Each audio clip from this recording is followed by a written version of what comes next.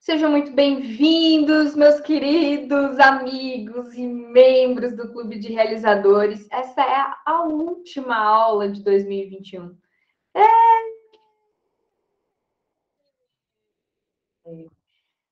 Por que a última aula? Porque nós teremos na próxima terça-feira uma mentoria e depois vamos entrar de recesso. Aí só em 2022, um ano de prosperidade, um ano com mais saúde, um ano com vacinas. Ah, meu Deus, um ano sem tantas variantes e é tudo isso que a gente deseja do fundo do coração.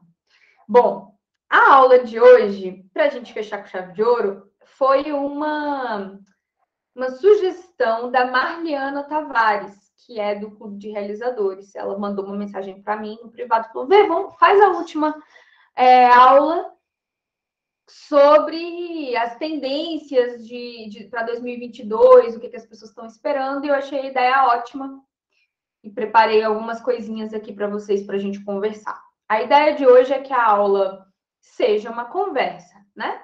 Então, eu vou mostrar para vocês alguns pontos, mas eu queria muito saber a opinião de vocês a respeito, se faz sentido para vocês. Afinal de contas, é tentar fazer uma previsão aí do que vai acontecer, porque a gente não tem tanta certeza assim, né, do que vai ser ano que vem. Tá aí a pandemia para mostrar para a gente que não temos controle, né, do que vem, do futuro. Mas aí a gente vai conversando se faz sentido ou não. Vou só compartilhar minha tela, porque eu fiz um mapa mental e pode ser interessante que a gente acompanhe.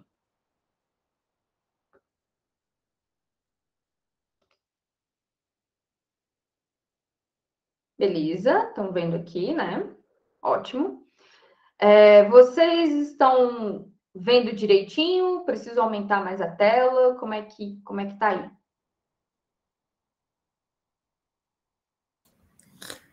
A tela, ela está com um terço ali dos...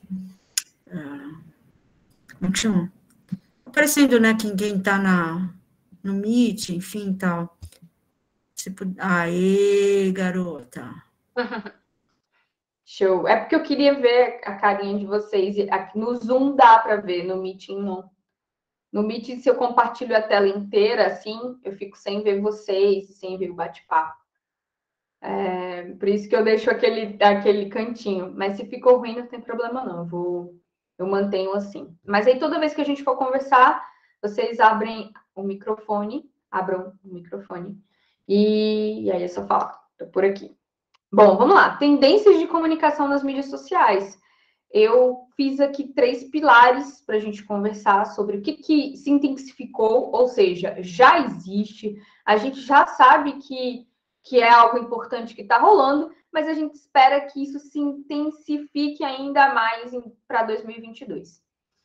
Tem aí o que é tendência para marketing em redes sociais e também o que se espera para 2022 em termos de comunicação digital. Tá bom? Beleza. Então, vamos começar com o que a gente já sabe que é importante, mas espera-se que continue aí para os próximos anos, tá? Principalmente em 2022. Tá batendo na porta. Bom, a presença digital.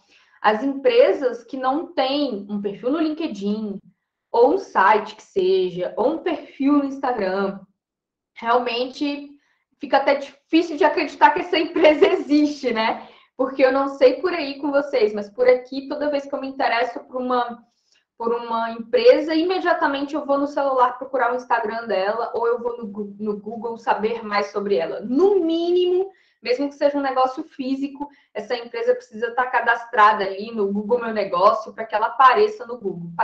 Se não aparece no Google, me dá uma sensação de que essa empresa não existe. Isso também funciona com vocês ou não?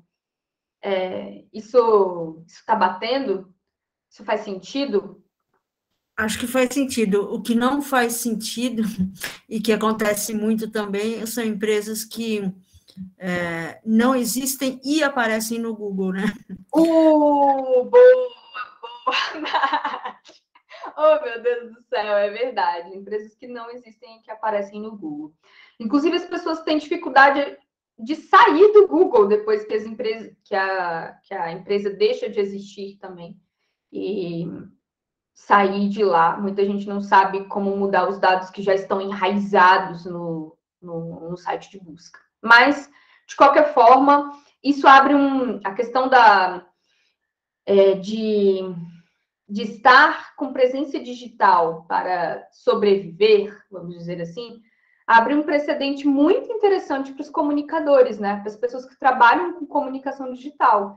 Porque se há uma fome, se há uma demanda imensa para as empresas que querem criar uma presença digital, nossa, isso é uma baita oportunidade para quem quer ter uma agência de comunicação ou quem quer servir esses empresários, esses empreendedores, colocando as mensagens dessas empresas na internet, né?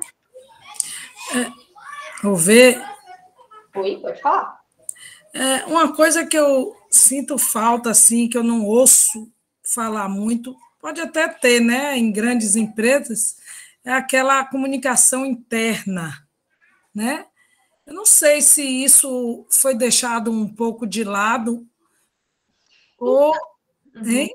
Ou realmente não acontece nas empresas, né? Que sempre eu ouvia falar e já tinha jornalzinho, lógico, já mudou, né? Não tem mais jornalzinho, aquele jornalzinho interno das empresas, aquela comunicação interna dos funcionários através da comunicação. Pois é, eu também tenho uma impressão parecida com a sua, porque quando eu me formei, há mais de 10 anos, a gente estudava muito comunicação interna. E hoje eu ouço falar bem menos. Aliás, faz muito tempo que eu não ouço falar em comunicação interna, mas eu não posso dizer que não existe. Eu acho que, pelo contrário, eu acho que precisa de uma revolução e precisa mais do que nunca que as empresas se comuniquem, né, internamente ali, a mensagem entre os funcionários, deixe todo mundo a par das coisas que estão acontecendo. Regina, eu não sou expert nisso, desculpa, mas só terminar aqui, só um minutinho, daí vocês comentam. O que eu ia dizer é que, apesar de eu não ouvir muito o termo de comunicação interna, talvez por conta do meu nicho, eu acho que isso sofreu um upgrade para uma questão ainda mais importante, que é como manter essa comunicação remotamente, que é o que se tem falado muito nos últimos anos com a pandemia, que é como manter uma equipe integrada, como manter uma equipe em constante comunicação, cada um na sua casa. Então, só atualizando aí talvez o assunto para o que está pegando fogo, assim, mais. Prontinho, terminei. O que você ia dizer, Nath? Mas também eu acho que tem muita influência também do... Não é o jornalista que está sempre na linha de frente quando tem essas empresas, geralmente é o marketing, RP, que não fazem essa comunicação interna. Eu não sei. Você quer... também... Nath, fale. Então, eu acho que é exatamente o contrário, Regina, Verônica. A comunicação interna, ela tem se sofisticado. Então, assim, se a gente falar, resumir, né, limitar a comunicação interna ao jornalzinho, aquele que tinha antigamente, de fato, me parece que esse não é mais visto como o grande caminho, mas existem tantos caminhos, outras tantas alternativas a isso, né? E, de fato, as comunicações internas das empresas estão cada vez mais especializadas e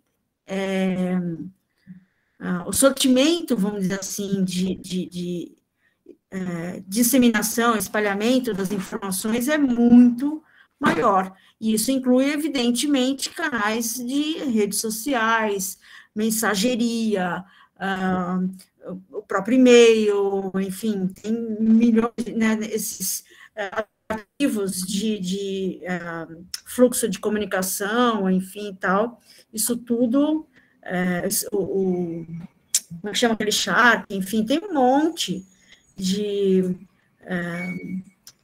mídias, enfim, né, de aplicativos, e, enfim, que tem feito isso com muita maestria. E os próprios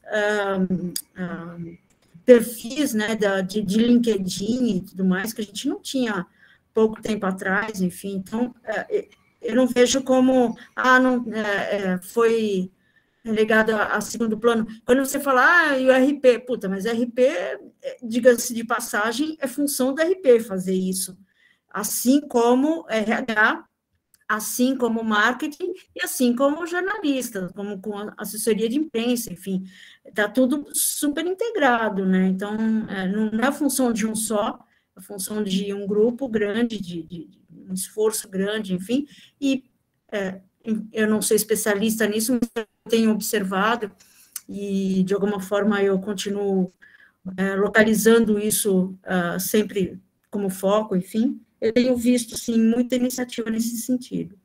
Eu acho que eu não devo ter me expressado bem, porque eu não acho que o que eu falei seja contrário do que você falou, Nath. Eu acho que o termo comunicação interna, para mim,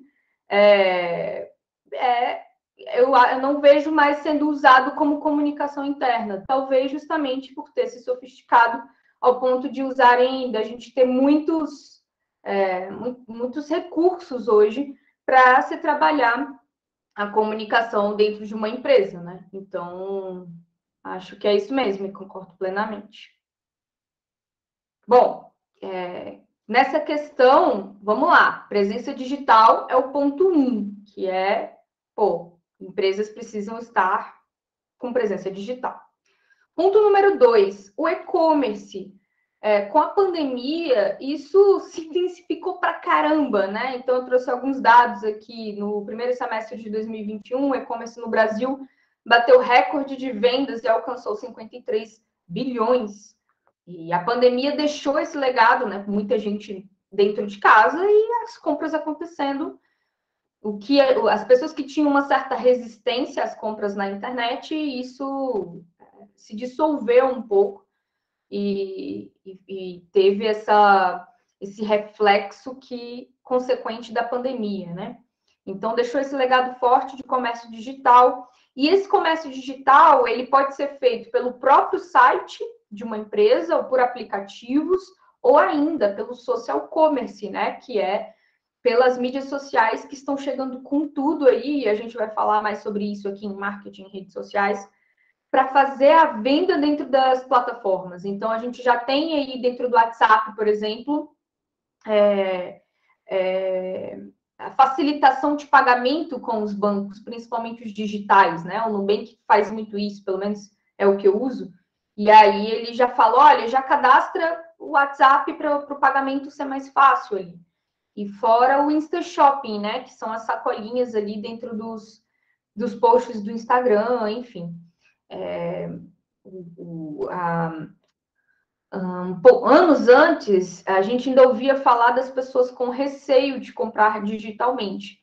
Hoje, depois de 2 anos de pandemia, eu não vejo tanto mais isso, pelo menos não nas pessoas que estão à minha volta. Claro que com certeza deve ter, né? Mas essa necessidade de comprar, de consumir sem sair de casa, fez com que isso se tornasse muito forte e vai se intensificar ainda mais em 2022, que apesar das vacinas e da gente voltar um pouco à normalidade aí com o comércio aberto, isso eu acredito que seja algo sem volta. E vocês, o que vocês pensam aí sobre e-commerce? Vocês compram mais hoje pela internet? Livros, por exemplo? Eu estava fazendo uma pesquisa ontem e hoje de manhã sobre justamente essa questão a gente chama de 1P e 3P, né? Que seriam as vendas diretas, né, no seu próprio site, enfim, e a 3P é marketplace. Uhum. Né?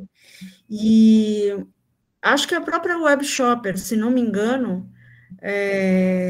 indica que no ano passado, 78% das vendas do e-commerce brasileiro foram feitas a partir de marketplaces. Nossa, olha só que interessante.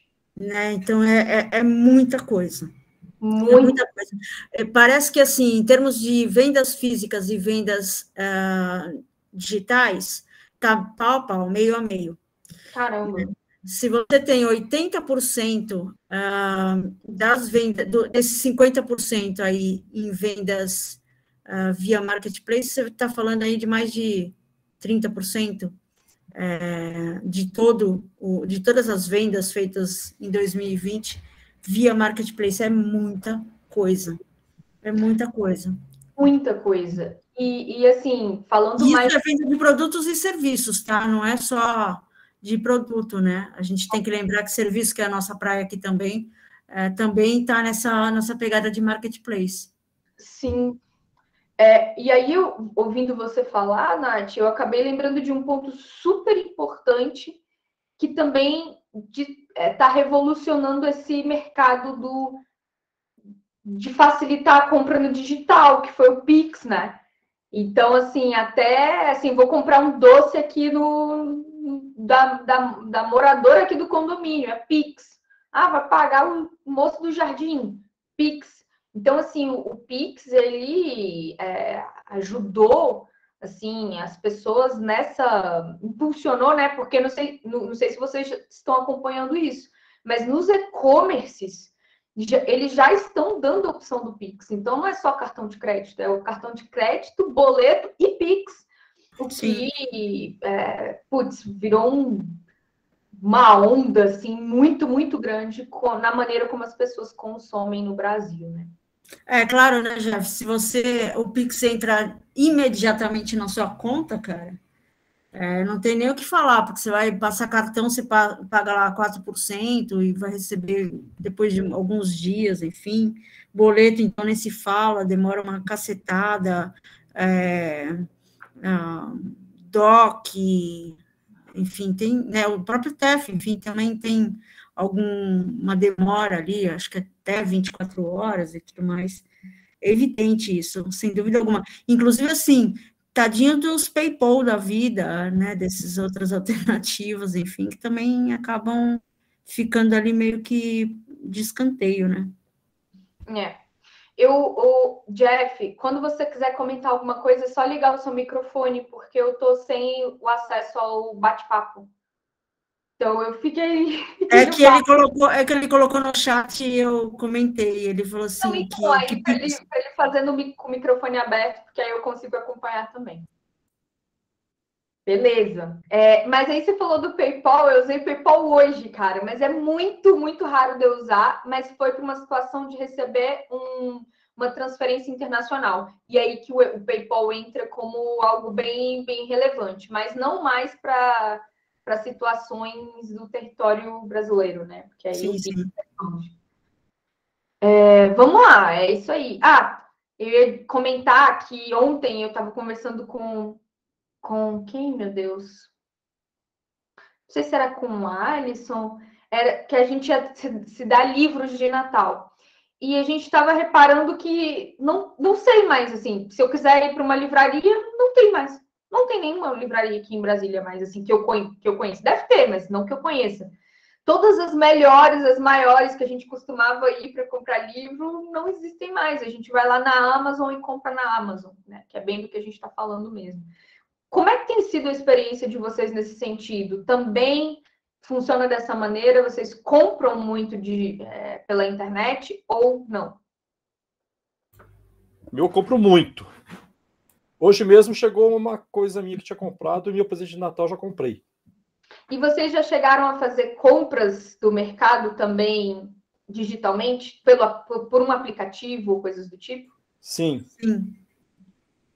E aí, quando estava assim, bem no ápice da pandemia e a gente pensava assim, que ia ser o apocalipse, como bem que não ia sobrar ninguém mesmo, eu lembro da gente ter vida solucionada por meio dos aplicativos. Desde a compra do mercado, todas as compras de casa chegam por boleto na internet, que são pagos pela internet, e, assim, não precisava sair para nada mesmo de casa. Então, como isso mudou, né, nossa forma de consumir. É realmente muito, muito impressionante. Bom, vamos lá. O que se intensificou? Eu tinha uma impressão de que, não sei se é porque eu já estou nesse mercado há um bom tempo, mas que o mercado de infoprodutos ele tivesse ficado mais saturado, até porque, como veio a pandemia novamente e as pessoas tiveram que se virar no digital, o que teve de gente criando curso, e-book, enfim, infoprodutos, os produtos digitais, não foi brincadeira, né? A gente abriu uma geladeira, via alguém oferecendo algumas desses produtos. No entanto, sim, eles continuam ativos. Justamente, assim, a gente viu uma massa de pessoas fazendo, mas isso não, a tendência não é que diminua, é que se mantenha em 2022, que se intensifique a produção de produtos digitais, e-books, cursos, palestras, continuam sim grandes apostas em 2022. Eu acredito que a diferença para 2022 é que só vai se dar bem quem for bom mesmo. Quem for bom no produto que está entregando, quem for interessante, quem se destacar de alguma maneira, justamente porque tem muita gente fazendo, né? E que isso explodiu por conta da pandemia também. Vocês têm ou tiveram essa impressão de que, caramba, agora todo mundo está fazendo isso? Ou não? Ou será que foi porque eu acompanho isso há muito tempo, então os algoritmos mandam mais disso para mim? Ô, Vê, eu tava vendo uma galera, mais de uma pessoa, um deles é aquele Érico Rocha, que se você abre a geladeira, ele sai ali vendendo coisa. Ele falando que o mercado, que apesar de a gente ter essa impressão realmente, ele falou que as coisas só estão começando. Tem um mar aí ainda para ser explorado. Interessante isso aí, né? Muito, muito interessante. Eu fico, meu Deus, vou receber mais e mais dessa enxurrada de informação. Eu acho que vamos sim, vamos receber uma enxurrada de informação, mas eu acho que justamente por conta disso, eu vejo o lado cheio do copo, porque força, né, esses produtos a se tornarem mais relevantes, mais profundos, mais complexos, mais interessantes, enfim, é aquela coisa de depuração, né, de não vale mais qualquer coisa, você tem que fazer um treco que seja de fato bom. Uhum. Né? Concordo muito, exatamente, eu acho que quem quiser sobreviver vai precisar ser bom nisso, apesar de muita gente já saber fazer tecnicamente, né? Como fazer um e-book, né? Como fazer um curso, tudo. Assim, as pessoas vão fazer cada vez mais, mas certamente vai se destacar quem for bom. Eu concordo plenamente. Bom, o que a gente tem aqui que vai se intensificar ainda mais, né? Relatório afirma que a expectativa até 2025 é que o número de usuários de redes sociais no Brasil cresça 13%, somando mais de 180 milhões de pessoas conectadas. Então, impulsionar anúncios no Google ou nas redes sociais é um investimento que não pode ser ignorado. E aí tem uma fala aqui do responsável pelo Hootsuite, que é o seguinte: ninguém quer que seu tempo na internet seja interrompido por marcas que não colocaram muito esforço em seus anúncios. Os consumidores são muito mais receptivos às marcas nas redes sociais que têm isso claro, né? Que é aqui a Sarah Dowley. Bom, por que eu trouxe esse dado aqui? Anúncios online não podem ser ignorados, beleza. Vamos para a publicidade online? Vamos. Mas eu acho que bem parecido com o infoproduto. Quanto mais gente for, mais vai se destacar, mais vai ter eficácia e resultado quem for criativo. Quem for criativo para esse público, quem não resolver colocar lá só um banner, oferecendo alguma coisa e colocar dinheiro, porque os leads estão ficando cada vez mais caros, né? O que quer dizer um lead caro? Quer dizer que você tem que colocar cada vez mais dinheiro para ter contatos de possíveis clientes pelas mídias sociais por meio desses anúncios digitais. Então, por mais que a gente tenha essa oportunidade e ainda assim é uma publicidade barata, né? Nem se compara com uma publicidade de um veículo de massa ou uma publicidade de outdoor, enfim, com bem menos dinheiro a gente consegue anunciar os nossos produtos e serviços nas mídias sociais, mas isso não vai bastar. Ter o dinheiro para fazer o anúncio online não vai ser suficiente. A gente vai precisar ir além e ser criativo, porque bem como a Sara colocou aqui, ninguém quer ter seu tempo interrompido com qualquer bobagem, com qualquer oferta. É preciso dar uma rebolada para fazer sentido no feed dessas pessoas. E aí, gente, algo a comentar sobre anúncios online? Vocês já fizeram algum anúncio online, mesmo que seja um pequeno impulsionamento nas mídias sociais? Eu não fiz, mas eu tenho uma observação. Cada vez mais eu tenho sido fisgada, vamos dizer assim, só como lead, porque eu estou meio muquirana, então não estou gastando nada, mas como no Instagram. De fato, as coisas que aparecem ali no meu feed, de alguma forma, me interessam, sim. Mas, por outro lado, no Twitter, por exemplo, é o oposto. Oh. No Twitter é o oposto, assim, dá ódio, inclusive. Você fala, eu não acredito que esse negócio está aparecendo para mim. Quem foi o lazarento que botou isso aqui, entendeu? E aí vou lá e esse anúncio não me interessa, aquele inferno, né, de ter que ficar marcando ali e tal. No Twitter tá osso duro mesmo, mas no Insta a coisa tá fazendo efeito aqui em mim, entende? Sim, inclusive eu tenho uma técnica para eu não comprar o que eu não preciso, com as coisas que aparecem no Instagram para mim, que é assim, eu abro um grupo para mim mesma no WhatsApp, e aí eu sou fisgada por uma das propagandas do Instagram, falo assim, eu queria muito isso, mas será que eu compro? Será que eu preciso? Sabe, bem aquele desejo de ter a coisa. Eu pego o link, clico, né, entro no site e tudo mais, pego o link e jogo nesse grupo, que é para mim mesma. Cara, e nunca mais abro. Ou seja, não precisava daquilo de verdade, né? Nunca mais esqueço as minhas compras para lá. Então, fica aí uma dica de economia para vocês. E um outro comentário a respeito disso é que, em contrapartida à questão dos anúncios online,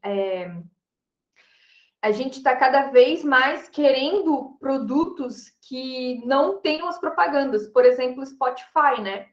O Spotify cresceu absurdamente e quem tem o Spotify Premium, que é pagar ali R$19 por mês para eles, não quer voltar a ser free nunca mais, né? Porque é completamente aterrorizante ouvir as propagandas. A mesma coisa com o YouTube.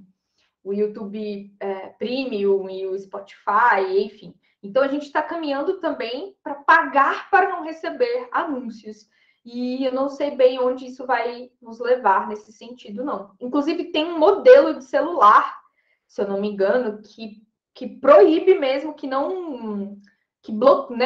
bloqueia os anúncios que chegam do Facebook, que chegam de outras mídias sociais. O Facebook está tendo que dar uma rebolada para negociar, para chegar a esses consumidores desse aparelho específico. Então, tem muitas vertentes desse assunto de anúncios, né? Apesar de ser um mar, assim, para a gente nadar, ao mesmo tempo, a gente também não quer receber mais anúncios. Ou seja, precisa ser criativo. É uma chatice esses anúncios, viu? Eu odeio. E quando você pesquisa algo, aparece no seu Face, parece que é tudo já conjugado, né? Os algoritmos entendem mais de nós do que nós mesmos. É verdade. Bom, o outro ponto aqui que eu coloquei para a gente foi com uma pergunta, na verdade. Na minha pesquisa de hoje, sobre essas tendências aí de comunicação para as mídias sociais de 2022, eu vi uma galera falando sobre os chatbots, que são os robôs que falam com a gente aí para suporte, para tentar resolver as nossas dúvidas de diversos programas ou empresas. No entanto, eu coloquei a interrogação porque eu queria ouvir vocês sobre isso. Vou dizer a minha opinião. Particularmente, eu acho o chatbot um saco. assim, bem ruim mesmo. Eu fico desesperada quando eu abro uma janela de suporte e vejo que é um robô ali, que na maioria das vezes porque eu quero falar com alguém. E por isso que eu gosto tanto do Nubank, né? Porque eu abro o chat deles e tá ali realmente uma pessoa que vai me atender. E aí isso me incomoda bastante, apesar da minha pesquisa apontar isso como algo que vai se intensificar em 2022. O que vocês pensam sobre isso? Vocês se incomodam também ou não? O que eu vejo sobre isso é o seguinte: é inevitável, e só que também, de novo, pensando nessa coisa da melhoria e sofisticação, enfim, melhoria contínua, né? Não pode mais se pensar em chatbot como uma solução única. Ela precisa estar integrada, né? Então, você tem que ter lá o chatbot para coisas mais rápidas e simples. É melhor do que ficar pendurado naquela lista de você é o 5º da fila, você é o 20º da fila, é o 3º da fila, o 2º, que dá um nervoso, uma ansiedade medonha. O chatbot resolve isso, mas também precisa estar integrado, sim, num outro sistema de atendimento humano, né, para outras questões, enfim, ou questões mais complicadas, mais profundas, enfim. Então, eu acho que é isso. Sim, ele vai ter, mas precisa estar sempre conectado aí a um serviço humano-humano, né?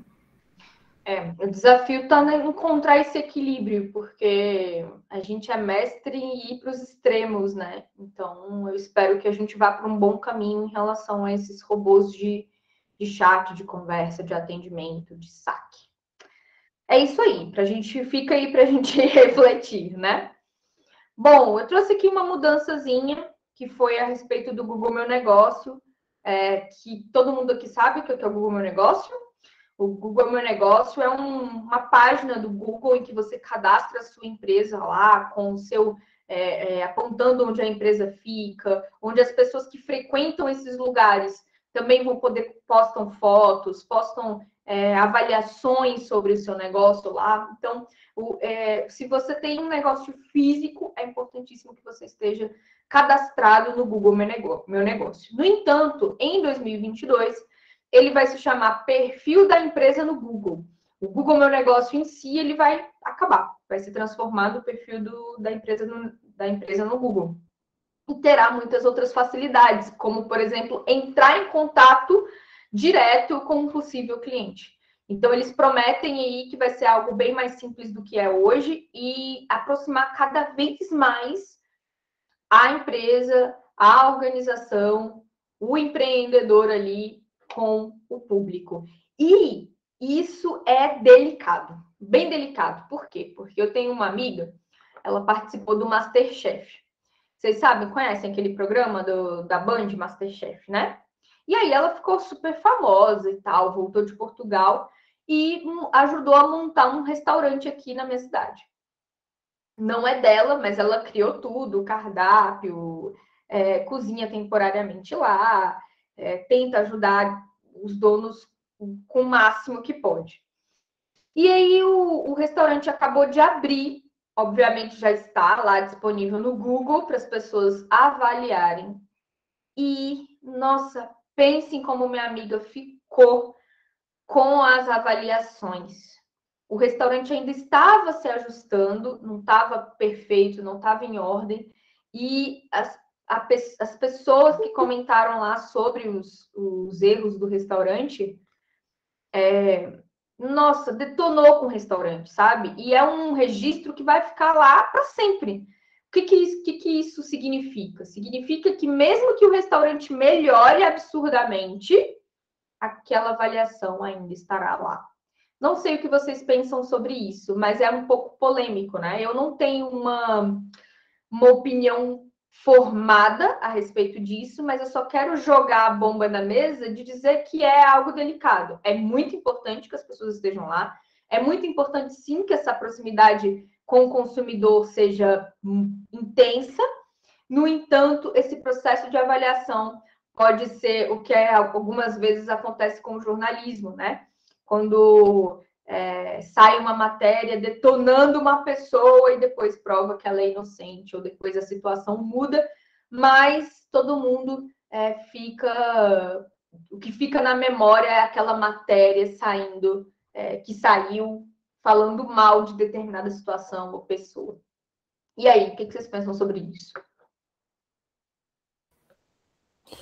Ô, Vê, mas eu acho que esse tipo de coisa é o mesmo que acontece, mesmo não, assim, são os haters, né? Não necessariamente pessoas avaliando, né? Eu acho que muitas dessas pessoas podem ter sido haters dela, do programa dela, ou pessoas que... Porque agora você tem... Qualquer idiota agora, né, escondido através de um avatar, pode perseguir, acabar, ficar... Eu acho que rola muito disso também, né? Eu entendo e concordo que também tenha isso, Jeff, mas no caso específico da minha amiga, foi porque realmente o restaurante estava ruim. Não foi alguém que... estava ruim mesmo? Não foi uma crítica assim, porque eu não gosto dela. Não. Foram construtivos. Foi assim, cara, como é que estão cobrando esse preço com esse atendimento e vendo esse tipo de comida? Então foi alguém que realmente até colocou foto, foi uma crítica, foi uma avaliação, bem avaliação mesmo, que não tinha essa tônica de hater. Tá. Mas que o que eu estava dizendo é que não é que o cara mentiu em nenhum momento. Só estou dizendo que o restaurante tinha acabado de abrir com pessoas que nunca tinham aberto um restaurante. E aí tinham, obviamente, muitos erros. Mas o que eu quero colocar é, se o restaurante melhorar, aquela avaliação ainda estará lá. Entende?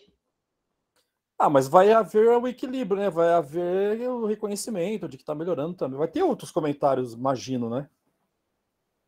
É o que a gente espera. A gente está exposto, né? Vai acontecer. Fazer o quê? Eu não estou julgando se é bom ou se é ruim, sabe? Só estou colocando a situação. Sim, eu entendi. De caramba, e agora? O quanto tá delicado você ter um negócio, né? Porque as pessoas avaliam mesmo, as pessoas vão falar mesmo com uma rapidez impressionante e vão influenciar cada vez mais pessoas para te contratarem ou não. Com vocês já tiveram esse tipo de coisa? Vocês já sofreram sobre isso? Você vê, por exemplo. Eu acho que você é a mais exposta de todos nós aqui, né?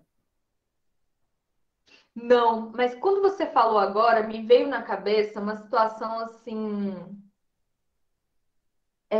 Há uns 5 anos eu estava aprendendo a mexer nas mídias sociais para agência, e era uma coisa no Instagram, assim, o Instagram estava começando, e aí eu fiz um post que ficava cortando, que não tinha margem, eu não tinha muitos recursos, estava aprendendo ainda. E aí eu tive um comentário bem ácido. Tipo, como é que você está falando sobre isso se você até não consegue fazer isso aqui direito? Foi o máximo que eu tive, mas isso não teve influência nenhuma nas minhas vendas, graças a Deus. Mas todo mundo está sujeito. E se a gente quer aplicar o MVP, né, a gente vai passar por isso, né? Acredito que a gente vai aprender bastante no caminho, cada um com a sua jornada. Nas cacetadas. Nas cacetadas, exatamente, Jeff, nas cacetadas. E é aí que assim, se não fosse essa pessoa comentando isso, eu não tinha me tocado do quanto aquilo era importante, talvez. Isso é puro storytelling, né? Que você está fazendo. Como assim? Vai, contando um desafio, um problema, um desafio e a virada. Né? Isso é storytelling puro. Eu acho que, assim, é história, não tem como fugir. Se teve um momento ruim, ele está lá e está registrado, ok. Né? Agora, uma das coisas que, enquanto você falava, eu fiquei tentando raciocinar aqui, é da importância de que esses sistemas todos de avaliação, de comentários, enfim, de notas, né, que os sites têm, os aplicativos, que eles estejam, eles tenham algum tipo de registro de data, porque, bom, pelo menos da minha parte, enfim, eu sempre faço isso, assim, quando eu vou para qualquer site, aplicativo, tal, que eu preciso verificar comentários, notas, etc. Eu sempre vejo muito mais do que a nota em si, mas quem falou o quê, em que data. Se é mais recente, se é hoje, se é ontem. Um iFood, por exemplo, da vida, né? A quantidade de problemas de entrega, por exemplo, que algum restaurante teve, mas foi agora, foi essa semana, foi 3 meses atrás, enfim, como é que ele reagiu a isso, né? Tem essa também, porque acho que pior do que você receber uma reclamação é aquela galera que cai matando em cima, porque você é isso, porque você é aquilo que está reclamando de mim, pobre. Eu vi recentemente, não sei se você viu, cara. Nossa, meu, cara, muito, muito, muito tosco, respondendo ali para os clientes que estavam simplesmente do Airbnb, que estavam falando ali do apartamento dele, enfim, fazendo elogios no apartamento, mas botando algumas questões, né? E simplesmente isso, uma avaliação honesta. Olha, o apartamento tem isso, isso, isso de legal, a localização é perfeita, etc e tal, mas, por exemplo, eu tive problema com as toalhas, que não eram adequadas, enfim. E o cara cai matando, porque você é pobre, da próxima vez, então, você pague mais caro para ter um lugar melhor, sabe essas coisas? Não tem esse bafão aí, não. Nossa. É isso aí. Bom, passando aqui para o próximo, que a gente já vamos dar 1 hora de encontro e a gente ainda tá. Mas é bom, mas tá gostoso, assim que é legal.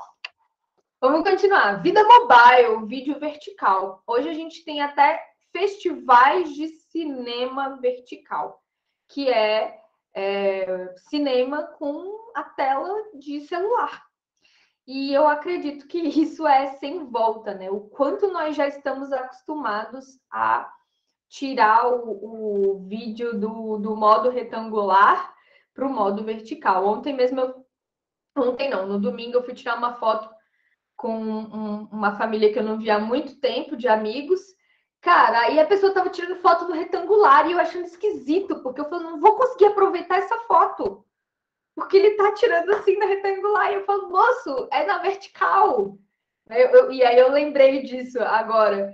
Como isso se intensifica, já é algo muito forte hoje, mas se intensifica muito para 2022. Então, a nossa própria comunicação nas mídias sociais já pode ser pensada para vídeo vertical, né? Conteúdo mobile, vida mobile, o celular como continuação, extensão do corpo, né? E aí o próximo tópico é conteúdo mais personalizado. Como já dizia o Philip Kotler, do Marketing 4.0, quanto mais sociais somos, mais demandamos produtos personalizados para nós. Então, o típico disso é o on demand, né? Que é o Netflix, que são todos esses streamings, o Disney Plus, o Prime, que a gente quer comunicação para a gente. Os algoritmos estão servindo bem essa ideia, né? Como a Nath falou, está mandando só o que a Nath se interessa ali nos anúncios do Instagram. E cada vez mais isso fica refinado, sofisticado. E nós, enquanto comunicadores, que temos agências, que servimos as pessoas com o nosso trabalho, com a nossa habilidade, temos que ficar cada vez mais ligados nisso. As pessoas querem serviços personalizados. Até a proposta do nosso serviço, quando a gente vai fazer um orçamento para alguém, que de preferência essa proposta seja personalizada, dos nossos serviços, dos nossos produtos. Você tem com você uma tabela do que você oferece. Você conversa com a pessoa, entende genuinamente o que aquela pessoa precisa para resolver o problema dela, e aí pensa o que você consegue oferecer e faz uma proposta proposta personalizada para ela. Então, não só o conteúdo, como a conversa, a proposta, o orçamento, a solução do problema das pessoas também acaba ficando um pouco mais personalizada. E o ponto disso, um pouco mais personalizada, não, muito personalizada. E um ponto a se pensar disso é que quanto mais personalizado, você tem que usar tecnologia para conseguir escalar. Caso contrário, você vai ter que ficar ali no 1 a 1, tentando entregar a experiência mais próxima para a pessoa, né? Porque ela precisa. Mas, tirando isso, fica bem difícil nesse conceito de você escalar, que é vender para muita gente. A não ser que você entenda muito bem o seu nicho, defina o nicho, entenda bem o que você vai entregar para um grupo de pessoas específico. Aqui eu coloquei o social saque, que é o seguinte: poxa, a gente não quer mais ligar para a empresa e passar horas no telefone. A gente não quer nem mandar um e-mail para essa empresa, né? A gente vai lá na empresa, nos mensagens diretas do Instagram e pergunta ali o que tem que perguntar, faz a sua reclamação, enfim, conversa, tenta ter uma conversa ali mais personalizada com aquela empresa pelas mensagens diretas das mídias sociais. Vocês já fizeram isso? Vocês já deixaram de receber um produto? Tiveram alguma dúvida na empresa e foram até as mensagens diretas? Muitas vezes, Verônica, cada vez mais. E aí eu lembro, por exemplo, na época mais grave da pandemia, que estava tudo fechado mesmo, da iniciativa das Casas Bahia, por exemplo. Não tive essa experiência, mas lembro de ter visto isso, que Casas Bahia, por exemplo, os próprios vendedores, né, estavam operando direto com mensageria, com WhatsApp. Né? Então, eles que atendiam ali, acho que devia chegar via um canal único, né, das Casas Bahia, e distribuía para eles, e eles entravam em contato pessoalmente ali, pelo WhatsApp com o cliente para vender alguma coisa. Fantástico, né? Como isso mudou, e mudou muito rápido. Fantástico. E aí, mais uma coisa importante para a gente ficar ligado, né? O quanto isso, a questão das mídias sociais, até para saque, não é mais... rede social como vitrine não funciona mais, ele funciona como comunicação direta mesmo. Tentar se conectar bastante com o público. E por fim, aqui do que se intensificou e que eu acho maravilhoso, é incrível, os nano-influenciadores. O que isso quer dizer? Nano-influenciadores são pessoas comuns, não necessariamente gigantes nas redes sociais, mas que possuem relevância para um determinado segmento ou grupo de pessoas. Grandes marcas estão usando a influência de perfis pequenos, com 2 a 3 mil seguidores, ou até de funcionários para se comunicar de maneira mais intimista com o público-alvo. Eu acho essa parte maravilhosa, porque olha que ponto chegamos, né? Um influenciador não é só aquele que tem lá milhões de seguidores, não mesmo. Uma pessoa que tem um público nichado, focado, está falando para eles, mesmo que tenha ali 2 mil, 3 mil seguidores, mas pessoas que acreditam, né, e confiam no que aquela pessoa está falando, pronto, é suficiente para ela fazer parcerias com marcas e dar um resultado incrível para as pessoas. A gente tem aquele caso famoso, né, da blogueira que tinha milhões de seguidores, e aí uma empresa fez uma parceria para ela vender as camisetas, e ela vendeu no máximo 13 camisetas, e foi um resultado ínfimo para o que se esperava dela, já que ela tinha muitos, muitos e muitos seguidores. Então, os nano-influenciadores, que nem têm todos esses seguidores, mas que realmente têm um nicho, que são relevantes, que são bons no que estão fazendo, e ser bom no que está fazendo não significa ter milhares de seguidores, né? Isso vai ser algo muito legal para 2022. Vocês já conheciam esse termo? Isso faz sentido para vocês? Ô, Vê. Boa noite. Eu não. Falei. Oi? Quem falou? Mariana, boa noite. Oi, Mariana, tá super baixinho. Eu não, nunca tinha ouvido. Legal, né? Isso. Sim. Show. Jeff, você queria comentar também? Então, hoje eu estava ouvindo um podcast chamado EmpreendaCast, e o Gustavo Passa estava entrevistando a Ana Paula Pisanesca. Eu estou falando o nome aqui, porque se vocês quiserem ir atrás, e ela tem uma fintech que ajuda, eu estou lendo aqui, tá? Que ajuda as pessoas que estão com dívidas ou outros problemas financeiros. Ela ajuda de uma forma mais, não tão agressiva como uma empresa de cobrança. Ela estava falando sobre isso. E ela falou que teve um momento ali da entrevista que ela falou dos influenciadores, que ela está com um plano, ela está implementando isso, porque ela falou assim, os influenciadores, eles ajudam você a gastar dinheiro. Eles também, eu vou implantar uma coisa para que eles ajudem você a aprender a economizar. E ela falou que isso vai ser feito não só com influenciadores grandes, vai ser com todos os tipos e tamanhos de influenciadores. Quando você falou de nano influenciadores, eu lembrei. Eu achei legal. Legal, Jeff, é isso aí. Eu também foi algo que eu gostei muito de saber, sabe? Eu acho que a gente está caminhando para algo muito legal, em que mais pessoas, cada vez mais pessoas tenham voz, não só as pessoas que têm 1 milhão de seguidores. Mas isso reforça a importância do nicho, da segmentação. Nós temos muitos jornalistas aqui no Clube de Realizadores. E a gente está caminhando muito para isso, para fazer comunicação para segmentos. Isso faz uma grande diferença. E, enfim, acho que essa informação é bem legal.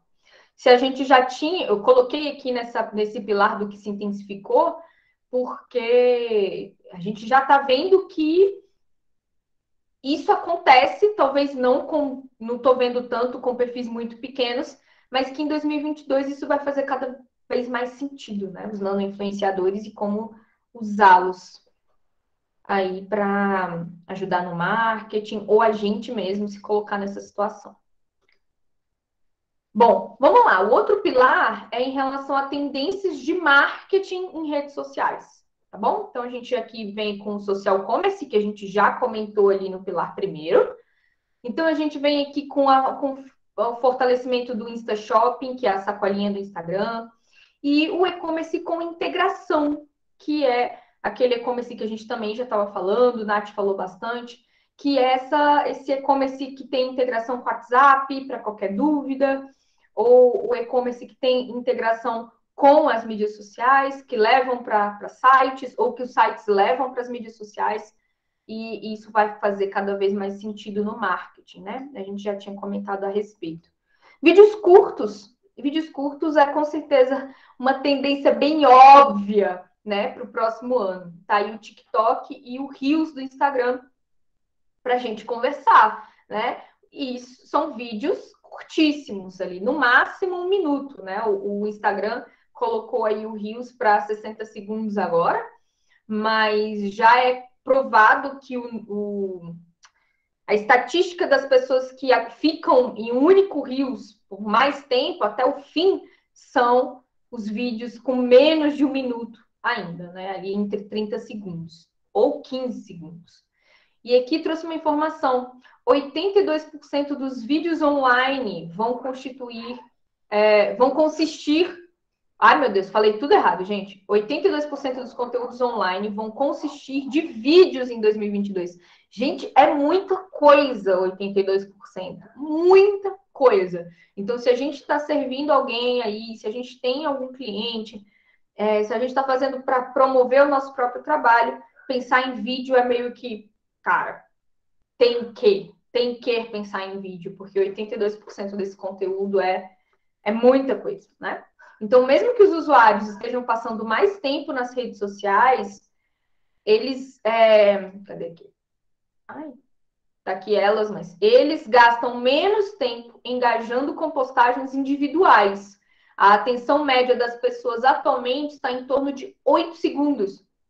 Então, veja, né? Tem a ver com a questão dos vídeos curtos. Cada vez mais as pessoas ficam ali no máximo 8 segundos olhando para você. Menos que um story que tem 15 segundos. Um story de 15 segundos já ficou longo. Então, eu quero saber aonde a gente vai parar com essa diminuição. Daqui a pouco a pessoa diz oi e o vídeo acabou, né? Vocês também têm essa questão com os vídeos curtos e aproveito para acrescentar outros detalhes. Essa nossa necessidade de aumentar a velocidade dos vídeos que a gente assiste. Eu me peguei com vontade de acelerar um filme que eu estava assistindo no Netflix. E eu falei, nossa, isso é estranho. Esse comportamento ia para eu refletir. A gente querer acelerar a vida, os vídeos, as aulas, tudo que a gente quiser assistir. Os cursos, vocês também têm isso? Vocês gostam de acelerar os vídeos? Os vídeos curtos estão fazendo cada vez mais sentido para vocês também? Ou não?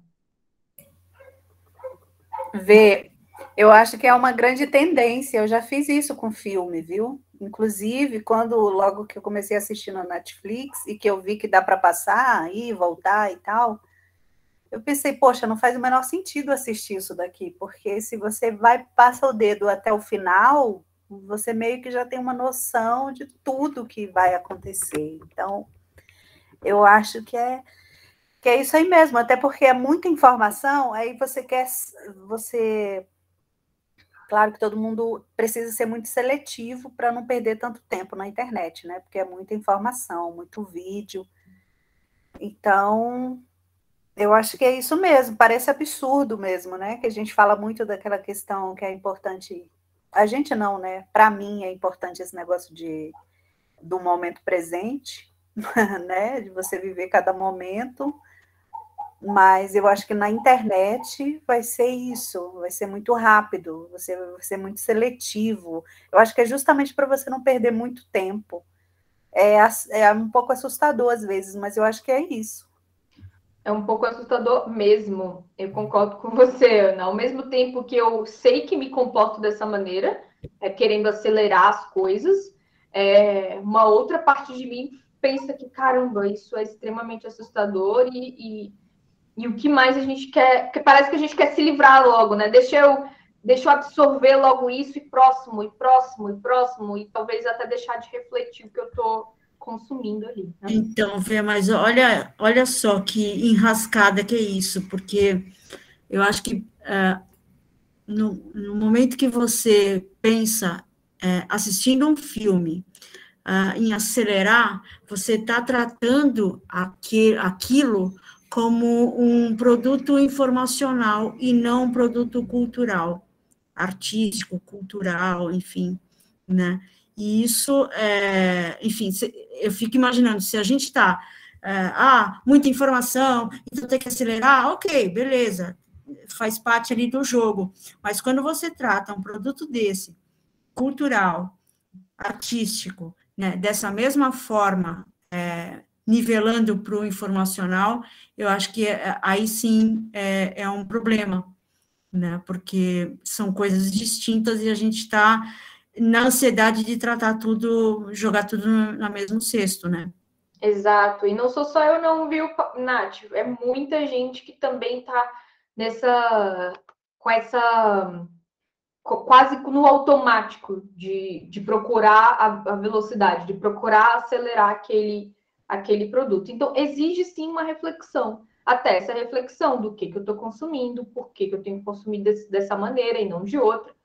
Então, o fato de você, por exemplo, maratonar alguma série no Netflix, eu acho que já faz parte desse contexto, sabe?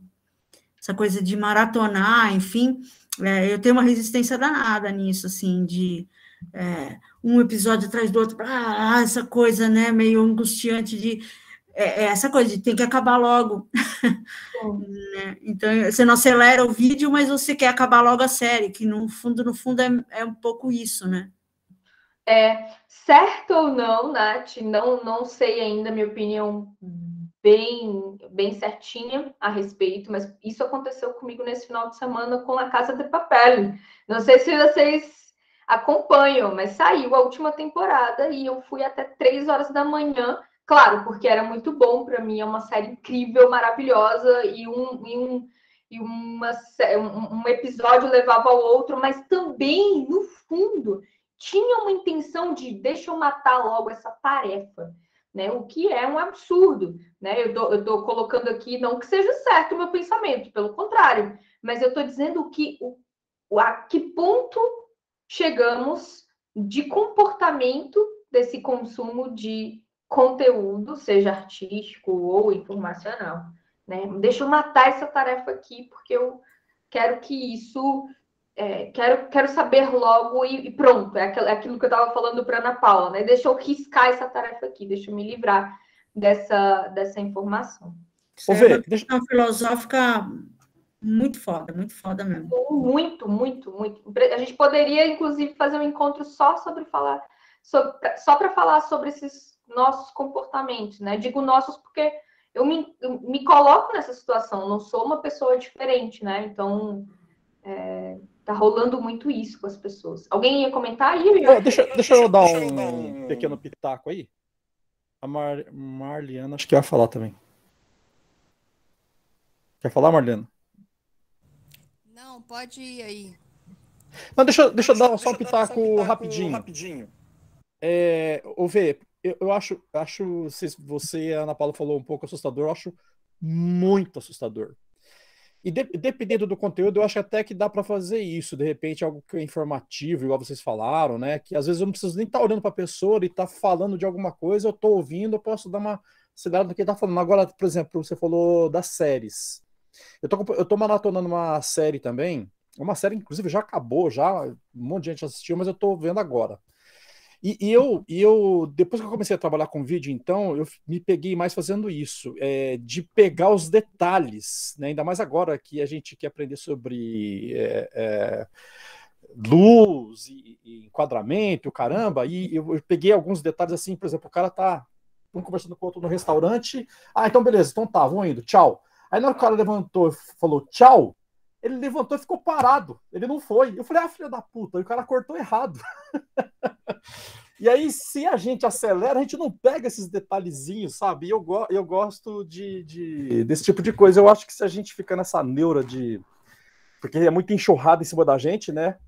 Eu acho que, como vocês falaram, acho que vale uma boa reflexão nisso aí, pra gente não enlouquecer também, né? Vale a reflexão do para onde a gente está indo, né? A reflexão do que está acontecendo, da gente se pegar, da gente prestar atenção no que a gente está fazendo, no nosso comportamento, para dar tempo de repensar sobre isso, né? E mudar, ou enfim, e decidir o que faz mais sentido. Bom, mas isso aí, com certeza, eu acho que a gente pode conversar bastante em 2022. Já coloquei aqui como um ponto, como uma estrelinha para a gente falar mais a respeito, né? Bom, vamos lá. Online e offline como uma coisa só. As buscas pelo termo redes sociais aumentaram 17% em 5 anos. As pessoas passam uma média de 145 minutos por dia utilizando as plataformas de redes sociais, o que representa 1 hora a mais do que o registrado em 2012. Então, cara, tem memes assim que eu me identifico, né? Eu tenho essa lista de coisas para fazer aqui. Não, mas deixa eu mandar um e-mail para alguém aqui no telefone. Mas deixa eu só ver essa pessoa, o que essa pessoa me mandou mensagem aqui no Instagram. E por aí eu me perco por muito mais tempo do que eu tinha me planejado, né? O quanto essas plataformas são desenhadas para nos deixar presos ali. Eu digo desenhadas, que me lembra do fator gamificação, né? A gamificação, ela é o principal fator das redes sociais, não porque é um jogo explícito, mas porque tem muitos fatores de games, de jogos ali envolvidos, né?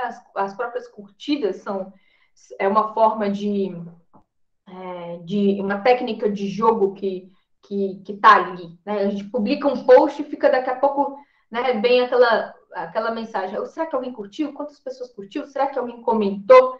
Então, é bem importante a gente saber que as pessoas estão passando aí 145 minutos por dia nas mídias sociais. Então, e de um lado a gente tem que aproveitar enquanto comunicador e de outro, do nosso lado mais crítico, começar a ver como a gente está usando as redes sociais e como o nosso público usa também. Bom, outro tópico aqui bem interessante é o seguinte.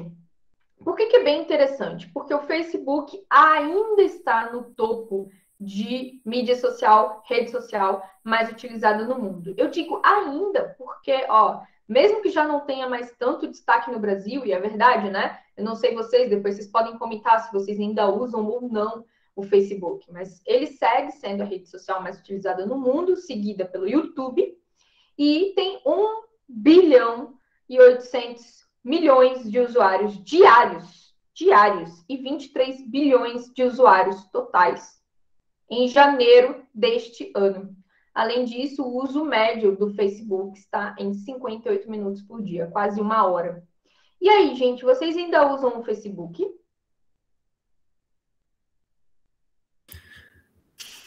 Eu não paro de falar, né? Mas sim.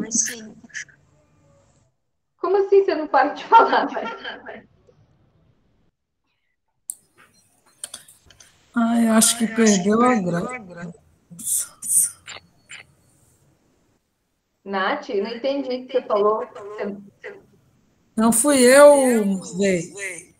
Ah, tá. Pensei que fosse a Nath que tinha falado. Ah, não para de falar. Poxa, gente. Tá dando. Então, Rei, você fala que perdeu a graça, né? Então você não usa mais.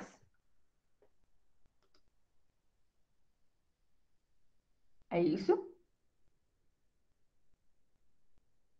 Alguém aí? Foi o que ela disse, sim, Vê. Que ela perdeu a graça. E aí, para vocês? Cara, eu continuo usando. Todos os meus velhinhos estão lá. Realmente. E assim, é que eu tô direto em tudo, assim, é impressionante. Enfim, eu sou muito hard user de tudo, inclusive do Twitter, como eu falei, enfim, cada vez mais de Telegram, de WhatsApp direto e reto, enfim. Então, é difícil, assim, de desapegar. Entendi. Cara, o único que eu ainda não entrei é TikTok, que eu não entrei, não vou entrar, por enquanto. Revolts. Gente, eu não uso mais o Facebook, assim, quando eu uso é para fazer, é como se eu estivesse programando uma postagem ali para mim, e aí eu aperto num botão para também ir para o Facebook, mas eu não estou usando mais. E também não curto Twitter. E não estou no TikTok. Então eu não sou ainda, quem sabe, né? Quem sabe amanhã, quem sabe semana que vem, mas hoje não uso e não. O que eu fico impressionada é o quanto as pessoas ainda usam e ainda deixam o Facebook no topo, cara. Eu acho isso muito impressionante. Muito mesmo.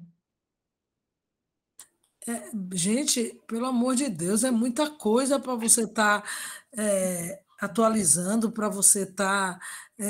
Perde um tempo danado, é Twitter, é Face, é Telegram. Sinceramente, eu acho super bacana essas inovações, mas precisa ter tempo, paciência para poder estar alimentando tudo isso, né? É verdade, Rê. Quem trabalha com isso não tem como escapar, não. Aí trabalhar é outra coisa. Agora eu digo assim também, pessoalmente, né? Você começa e depois vai largando, já foi. Hoje só o Zap mesmo que eu uso. A Rê já denuncia a idade dela, chama no Zap. Com certeza. Vamos lá, vamos continuar. O próximo tópico que eu trouxe aqui é o realidade aumentada ou realidade virtual, né? Que todo mundo diz que é tendência desde 10 anos atrás, estão dizendo, é tendência e nada. Depois é tendência, nada, tendência, nada. Então, isso assim, tendência o caramba, né? No entanto, o que me chama a atenção na questão de realidade aumentada e realidade virtual é o metaverso, né, gente? O Facebook virou o meta e assim, a gente está falando de coisas assustadoras, eu acho que o que me deixa muito assustada é o metaverso. E que é realidade virtual e com moedas virtuais, com uma vida virtual, realmente não tem...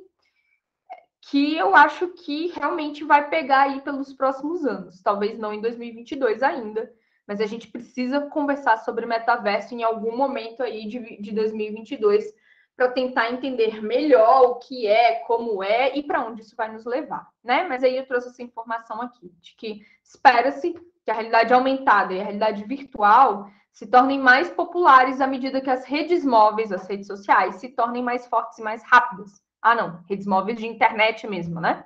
Há projeções de que até 2023 o mercado de realidade aumentada vai gerar entre 70 e 75 bilhões de dólares de receita anual. E o que é a realidade aumentada? O Instagram já tenta fazer esse tipo de coisa com alguns filtros, né? Os filtros do Instagram já tem muita tecnologia de realidade aumentada.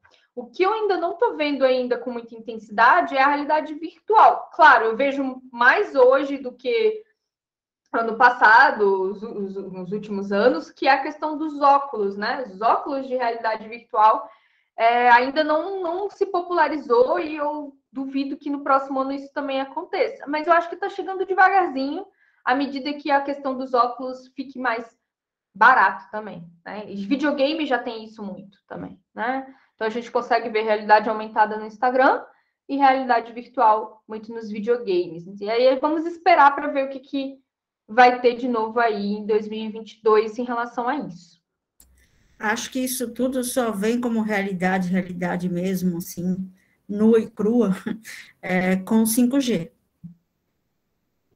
Pode ser. E eu acho que é importante o barateamento desses equipamentos para se popularizar mesmo, sabe? E sim, a questão do 5G nesse sentido faz muito sentido. O compartilhando conteúdo de usuário e de consumidor. Eu não sei se vocês estão acompanhando os jornais locais de vocês. Cara, eu não acompanho nenhum jornal. Mas toda vez que eu paro para assistir, eu vejo isso. O quanto os jornais estão usando o conteúdo da população. Fulano enviou um vídeo, fulano enviou um texto, fulano denunciou. Então, o telespectador virou parte integrante das pessoas que produzem o conteúdo do jornal, por exemplo, né? E eu estou dando esse exemplo, mas serve para muita coisa. Então, as empresas estão cada vez mais incorporando conteúdo gerado por usuários em suas estratégias de marketing de redes sociais. As marcas que incorporam esse conteúdo gerado pelo usuário têm um aumento de 20% no retorno de visitantes e um aumento de 90% no tempo em que os consumidores gastam em seus sites. Hoje mesmo eu fiz uma reunião com um cliente que virou para mim e falou assim: Verônica, eu não quero mais produzir conteúdo. O Henrique Jefferson. O Henrique, ele fala: eu não quero mais produzir conteúdo, não. Eu quero que meu YouTube seja com conteúdo que minha comunidade produz. Eu quero que o conteúdo que eu produzo para minha comunidade seja produzido por eles. Então, que legal. Que eles não montam um blog, eu vou ter um blog e eles vão poder publicar. Eles vão poder publicar, eles vão ganhar visibilidade por mim e eu vou ter... eu vou ser só o canal, o instrumento, mas essa questão do esforço de só eu produzir conteúdo não está fazendo mais sentido. E isso tem tudo a ver com esse ponto aqui, né? Ô, Vê, você acha que isso é uma tendência? E se for, caras como ele teriam que pelo menos fazer uma curadoria, né? Ou não? Deixa aí e... Não, tem uma curadoria, sim. Tá. Tem uma curadoria de histórias, de inspirações, do que vale a pena, mas muito conteúdo feito pela comunidade. E é muito verdade essa questão do aumento de retorno dos visitantes, porque a comunidade se sente muito mais parte quando ela se envolve, quando ela está vendo ali que um artigo dela foi publicado, quando ela está vendo ali que um teste que colocaram numa entrevista de emprego para ela foi publicado e ela pode ajudar outras pessoas, enfim. O engajamento é muito maior e a gente está falando hoje de um marketing de comunidade. Dá para fazer isso aqui, hein? Aqui tem história para caramba, hein? Tem sim. Olha aí. Verdade. Uma coisa que já aconteceu, Jefferson, que foi bem legal aqui no clube, foi que a gente passou 1 mês e meio só tendo aula com as pessoas do clube. Ah, que joia.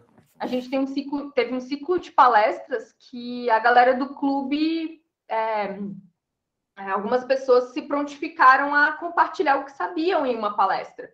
Então, isso já é muito legal e virou uma aula do clube. Tipo, cada palestra virou uma aula do clube. É muito, muito bacana. A gente também teve a experiência do Especial Corona, que foi um portal produzido por nós, né, pela galera do clube. Isso é muito forte, isso é muito poderoso, que faz cada vez mais sentido.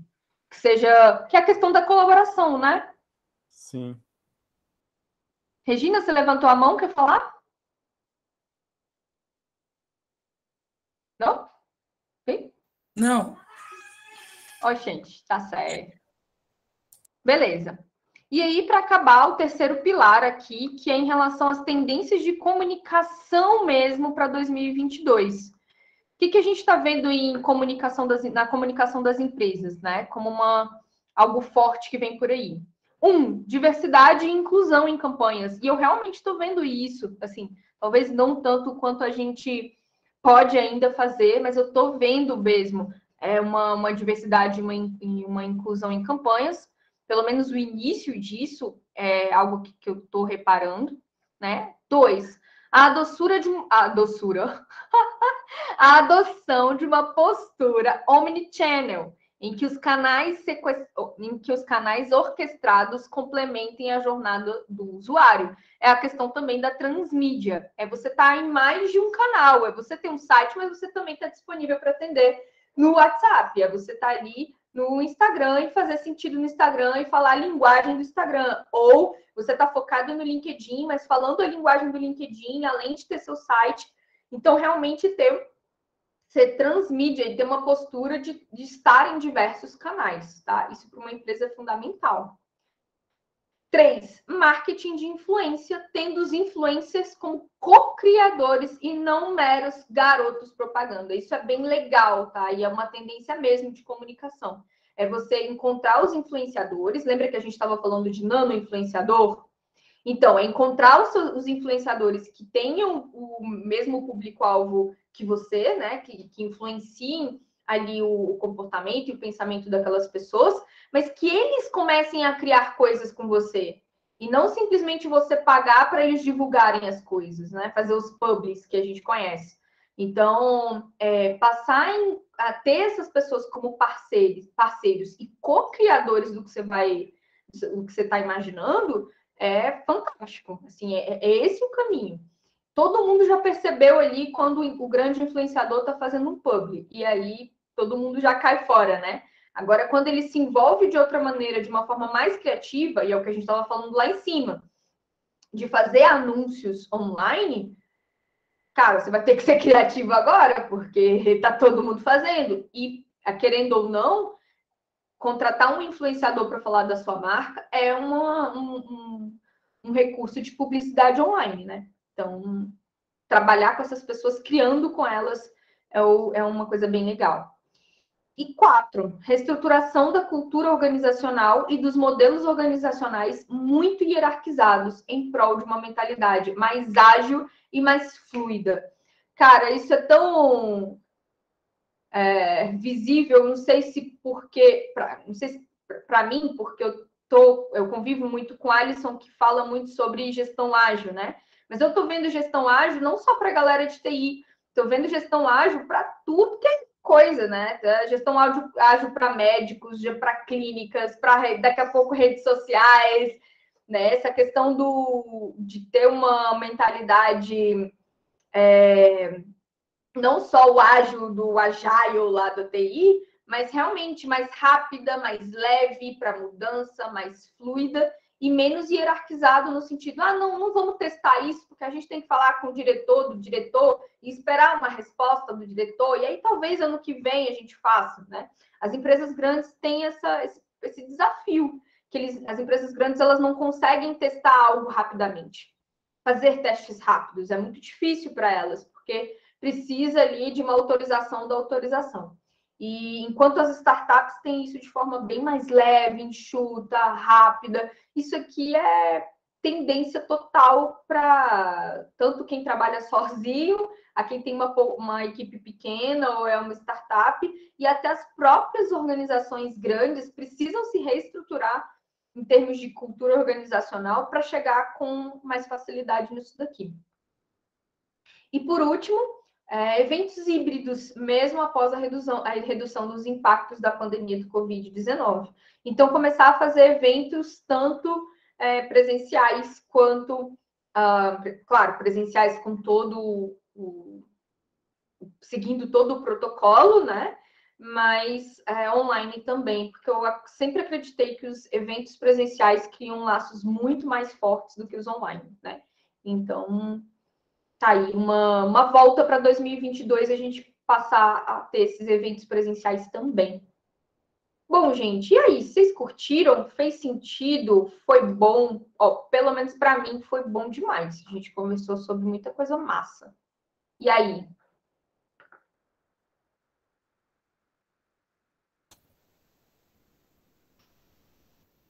Show de bola, viu? Eu adorei. Peguei um pouquinho atrasado, mas eu aproveitei bastante. Ah, eu achei muito legal. Que bom, Jeff. Que bom que você gostou. Verônica, você tá um charme. Vermelho faz toda a diferença, né? Aham, olha. Gente, vermelho é vida, hein? A cor da paixão. Ganhei minha noite aí com este elogio. Nossa, vermelho, minha querida. Pro Vermelho. Natal já que é a nossa última aula, né? Eu já tô aqui de Natal para a gente fechar com chave de ouro esse conteúdo, que é o 80º conteúdo. É isso, Nath? Nath Nerd? Sei lá. Como é que é 80 nos números decimais, minha gente? É o 80º? 80º, isso. Então, nós estamos na 80ª aula do Clube de Realizadores. É um marco da aula 80. Olha que coisa boa!